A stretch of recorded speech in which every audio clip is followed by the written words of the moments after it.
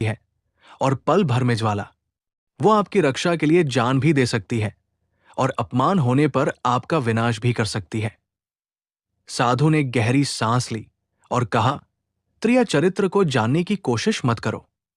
बस इतना जान लो कि एक स्त्री का प्रेम और विश्वास जीत लिया जाए तो वो आपके लिए संसार की सबसे बड़ी शक्ति बन सकती है। लेकिन अगर उसका आत्मसम्मान और भरोसा टूटा तो उसका चरित्र इतना रहस्यमय हो जाता है कि कोई भी उसे समझ नहीं पाता। साधु की बातों ने राजा जयसेन के मन में रानी पद्मावती के चरित्र को लेकर गहरा संदेह पैदा कर दिया था। वो सोचते रहे, क्या सचमुच मेरी रानी के मन में भी कोई रहस्य छुपा है? क्या वो मेरे प्रति उतनी ही समर्पित है जितना वह दिखाती है? उसी रात राजा ने अपनी पत्नी के मन की गहराई जानने का निश्चय किया। भोजन के बाद राजा जयसिंह अपनी शयन कक्ष में रानी पद्मावती के पास लेटे। उन्होंने सोने का नाटक किया। वो जानबूझकर गहरी सांसें ले रहे थे ताकि रानी को लगे कि वो गहरी नींद में है। कुछ देर बाद जब कमरा बिल्कुल शांत हो गया तो रानी पद्मावती धीरे से उठीं। उन्होंने राजा की ओर देखा, ये सुनिश्चित किया कि वो सो रहे हैं और फिर चुपचाप कमरे से बाहर निकल गई। राजा जयसिंह की सांसें तेज हो गई। उनका संदेह अब भय में बदल रहा था।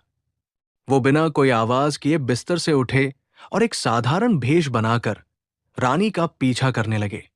रानी पद्मावती महल के गुप्त मार्ग से बाहर निकली और सीधे नगर के बाहर जंगल की ओर चल पड़ी। राजा को यकीन हो गया कि रानी किसी गुप्त प्रेमी से मिलने जा रही है। उनका दिल टूट गया और क्रोध से भर गया। जंगल के किनारे रानी एक टूटी हुई कुटिया के पास रुकी। वहां एक साधु की तरह दिखने वाला व्यक्ति बैठा था। राजा को लगा कि ये वही साधु है जिसका जिक्र लोक कथाओं में होता है, जो सुंदर स्त्रियों को अपने जाल में फंसाता है। रानी ने उस साधु को जमीन पर प्रणाम किया। राजा ने छिपकर सब कुछ सुना। रानी को पता चल गया था कि उसका पति उसके पीछे है, इसलिए उसने नाटक किया। रानी ने साधु से कहा, गुरुदेव, राजा मेरा बहुत ध्यान रखते हैं, लेकिन मुझे लगता है कि उनकी तबीयत ठीक नहीं है। आप बताएं हम क्या करें? ये सब रानी और साधु की चाल थी, क्योंकि उसको पता था कि राजा उसके पीछे है। साधु मुस्कुराए और बोले, पुत्री, तुम निश्चिंत रहो।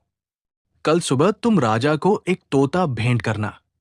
जब राजा उस तोते को अपनी उंगली पर बैठाएं, तो तुम अचानक कहना कि ये तोता एक अपशकुन है और उसे उस